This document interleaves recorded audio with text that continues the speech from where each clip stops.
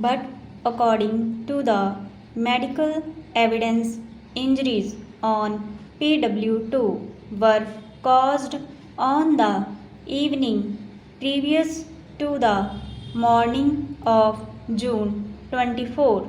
Stop. This takes away the basis on which he was accepted by the trial court and the High Court as an eyewitness, notwithstanding his proclivity to mix up falsehood with truth.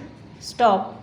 A substantial part of the prosecution story has been disbelieved and the conviction of the appellant rests solely on the testimony of PW2, who, as observed by the trial court, does not seem to have particular respect for truth and had mixed up falsehood with truth. Stop. His credibility as an eyewitness lay only in that the trial court and the High Court assumed that he had received injuries in the same occurrence in which the deceased was killed. Stop. That assumption does not appear to be very sound and is not borne out by the evidences on record. Stop. The defense pleaded that PW2 had received the injuries on the evening of June 23 and not in the morning of June 24 gains credence from the fact that an incident between the two sides had admittedly taken place on the evening of June 23, 1995. Stop.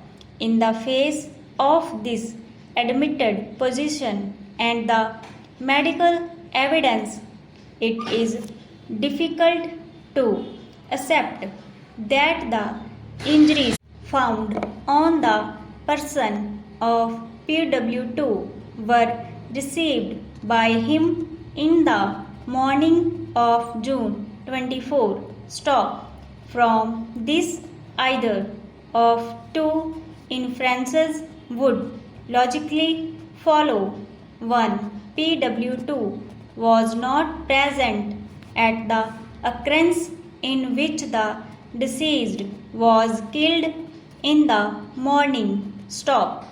The occurrence in which the deceased was killed did not take place in the morning of June 24 and he was not killed in the manner as suggested by the prosecution. Stop.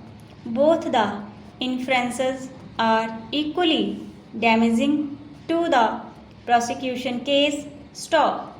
In view of the facts and the circumstances, it would be highly unsafe to uphold and sustain the appellant's conviction for the offense of murder, and the prudent and safe course would be to give him the benefit of doubt. Stop. Accordingly, he is acquitted of the charges under section 302 and 324 IPC. Stop. The next appeal is directed against the judgment of the Punjab and Haryana High Court in Criminal Appeals numbers 201 of 1996, confirming the appellant's conviction under section 302 of the Penal Code and life imprisonment. Stop.